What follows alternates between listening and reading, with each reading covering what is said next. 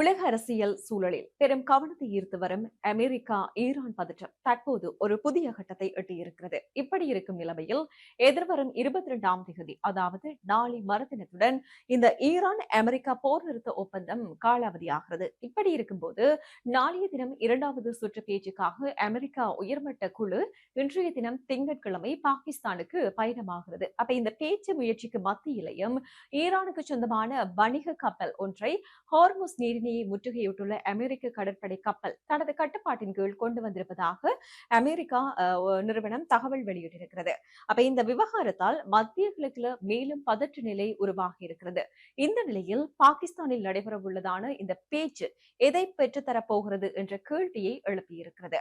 இப்படி இருக்கும்போது அமெரிக்க ஜனாதிபதி டொனால்ட் ட்ரம்ப் வெளியிட்ட தகவலின் அடிப்படையில் பாத்தீங்கன்னு சொல்லி சொன்னால், அமெரிக்காவின் உயர்மட்ட பேச்சு குழு இன்றைய தினம் பாகிஸ்தானை சென்றடையும். அங்கு நாளை செவ்வாய்க்கிழமை இஸ்லாமாபாத்தில் ஈரானுடனான புதிய சுற்று பேச்சுக்கள் ஆரம்பமாகும்.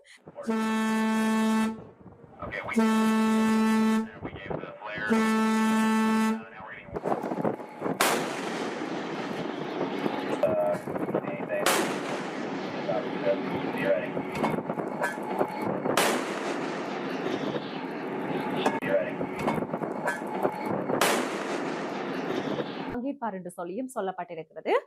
அதே மாதிரிக்கு குஷ்னர் ட்ரம்பின் ஆலோசகர் மட்டுமின்றி அவரின் மருமகன் என்பதும் இங்கு கவனிக்கத்தக்க ஒரு விடயமாக பார்க்கப்படுகிறது. அதோட ஈரானுடனான முதல் கட்ட பேச்சிலும் இந்த குழுவினரே பங்கேற்றிருந்தார்கள் என்பதும் சுட்டிக்காட்டத்தக்க ஒரு விடயம். ஆனால் இந்த பேச்சு தொடர்பில் இப்பொழுது எழுந்துள்ள முக்கியமான கேள்வி என்னென்றால், ஈரான் இதுல பங்கேற்குமா? இப்போதைக்கு அதற்கான தெளிவு இல்லை. ஈரானிய அரசு ஊடகங்கள் வெளியிட்ட தகவலின்படி பாத்தீங்கன்னா, தற்போதைய இந்த பேச்சில் பங்கேற்க எந்த திட்டமும் இல்லை என்று அதிகாரிகள் தெரிவித்திருக்கிறார்கள்.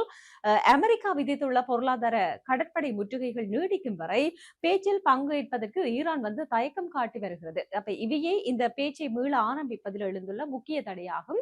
இதற்கு முன்னர் கடந்த ஏப்ரல் மாதம் 11ஆம் தேதி இஸ்லாமாபாத்தில் நடந்த சமரச பேச்சுகள் 21 மணி நேரம் நீடித்திருந்தது. இறுதியில எந்த விதமான உறுதியான ஒப்பந்தமும் எட்டப்படாமலுக்கு பேச்சுவார்த்தை முறிந்தது. அப்ப ஈரானினுடைய அணு ஆயுத திட்டம் தொடர்பில் அமெரிக்கா கடுமையான நிலைப்பாட்டை வெளிப்படுத்தியமையே இந்த பேச்சு முற்றியமைக்கான பிரதான காரணம் என்று சொல்லி தற்போது கூறப்படுகிறது. ஈரான் தனது அணு ஆயுத திட்டத்தை கைவிட வேண்டும் என்று சொல்லி அமெரிக்கா வலியுறுத்தி வருகிறது. ஆனால் ஈரான் தனது தேசிய உரிமையை பாதுகாக்கும் நிலைப்பாட்டில் உறுதியாக இருக்கிறது. அப்ப இந்த நிலையில ஹோர்முஸ் நீரிணை பரப்பில பதற்றம் மேலும் மேலும் தீவிரமடைந்து அதிகரித்து வருகிறது. அப்ப நீரிணையை கடக்க முயன்ற கப்பல்கள் தாக்கப்படுகின்றன. சனிக்கிழமை 2 இந்திய கப்பல்கள் திருப்பி அனுப்பிய ஈரான் ஒரு கப்பலின் மீது துப்பாக்கிச்சூடு நடத்தியிருந்தது என்று சொல்லியும் தகவல்கள் வெளிவந்திருந்தன.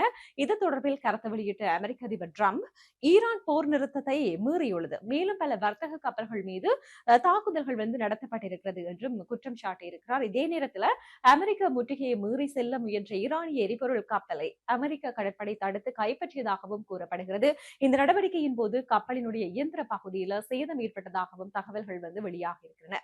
இந்த சம்பவங்கள் அனைத்துமே நிலைமையை மேலும் மேலும் பதற்றத்தை அதிகரிக்க வைத்திருக்கிறது. இந்த நிலையில் உடன்பாடு எட்டப்படாவிட்டால் ஈரானின் எரிசக்தி தளங்கள் மற்றும் பாலங்களை அளிக்கும் நடவடிக்கைகளுக்கு தயார் நிலையில் இருப்பதாக ட்ரம்ப் எச்சரித்திருக்கிறார்.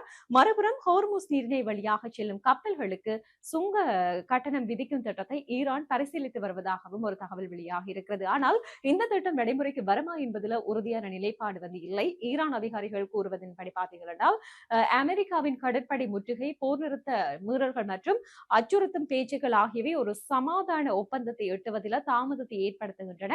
மேலும் பாத்தீங்கன்னா, இந்த நீரிணை திறப்பு மற்றும் மூடல் குறித்து இருதரப்பும் மாறுபட்ட தகவல்களை வெளியிட்டு வருகிறது. ஒரு கட்டத்தில் திறக்கப்படும் என்று கூறப்பட்ட இந்த முக்கிய கடல் பாதை பின்னர் மீண்டும் மூடப்பட்டதாக ஈரான் அறிவித்திருக்கிறது.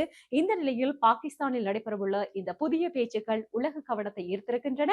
இது ஒரு புதிய சமாதான முயற்சியாக மாறுமா அல்லது பதற்றத்தை அதிகரிக்குமா? இந்த கேள்விகளுக்கான பதில் 2 நாட்களில் தெரிய வரும். Okay, we gave the flare. Now we're getting anything. Be ready.